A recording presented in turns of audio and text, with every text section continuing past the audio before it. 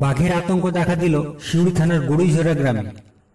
স্থানীয়রা জানিয়েছেন, বৃহস্পতিবার রাত্রি 8টা নাগাদ একটি বাঘ একজনের বাড়িতে ঢোকে ছাগল ধরতে।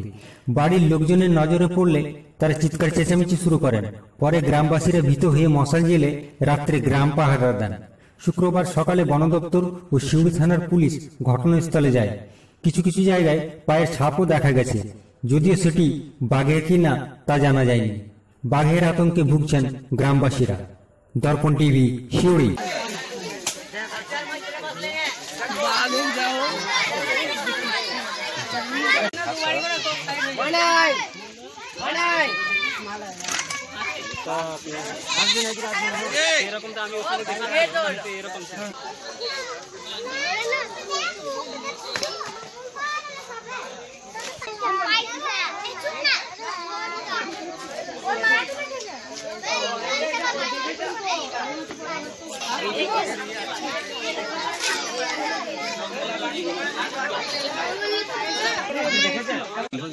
গ্রামবাসী থেকে আমি শুনছি, পাড়ার লোকের কাছ থেকে শুনছি একটু বাঘ বেরিয়েছে।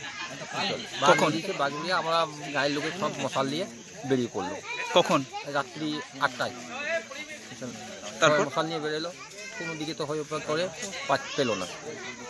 বাঘের দেখা পেয়েছিলেন? বাঘের দেখা পেয়েছিল যারা ঘরবাসী, এখানকার বাসিন্দা, তারা ছাগল ধরতে এসেছিল। কি করছিল তারা তখন? কিভাবে দেখেছিল? ওরা যখন দেখলো ছাগল ধরতে আসছিল তখন ওরা ঘর লাগিয়ে দেয়, তারপর বেটা ছেলেকে বলে তারপরে মশাল টশাল নিয়ে ওরা বেরিয়ে দেয় মশাল জ্বালিয়ে। তখন বাঘ টপকে পারি। আজ তো সকাল হলো, সকালে কি বাঘের দেখা পেয়েছেন? না, কাল রাত্রে। আজকে পেয়েছেন কি বাঘ? আজ দেখা পাইনি। কি না? শুক্রবার বীরভূম জেলা পরিষদে বোর্ড গঠন করল তৃণমূল কংগ্রেস। সভাধিপতি নির্বাচিত হন বিকাশ রায়চৌধুরী। বোর্ড গঠন উপলক্ষে উপস্থিত ছিলেন অনুব্রত মণ্ডল সহ মন্ত্রী আশিস ব্যানার্জি, মন্ত্রী চন্দ্রনাথ সিনহা সহ অন্যান্যরা। বিজেপির নাম না করে এদিন কটাক্ষ করে বলেন, পুজোর পর উর্বর জমিতে চাষ করার জন্য পাচন মারা হবে। অনুব্রত মণ্ডলের এই বক্তব্যে ফের একবার বীরভূমের রাজনীতি মহল সরগরম হয়ে উঠল। দর্পণ টিভি,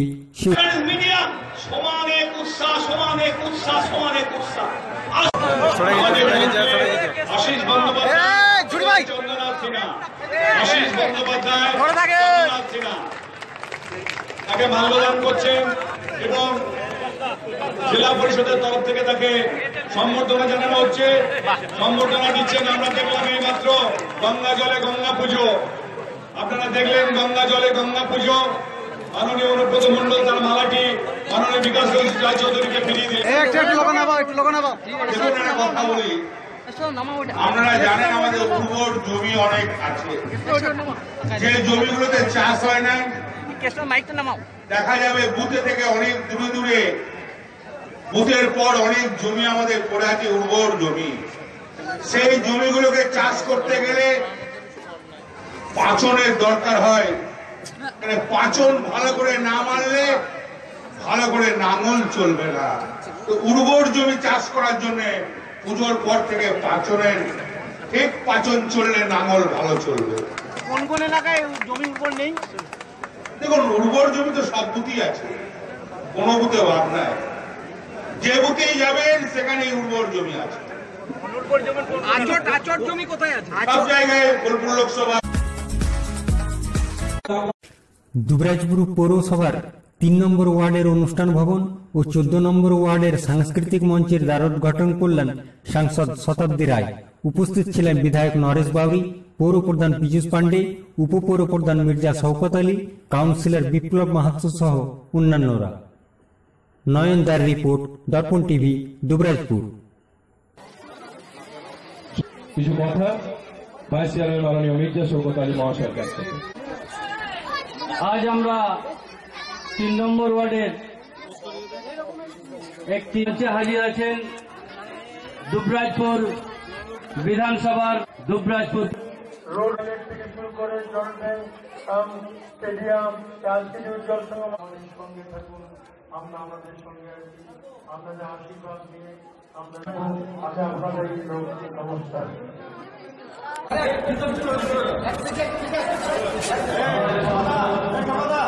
বাইরে যাও।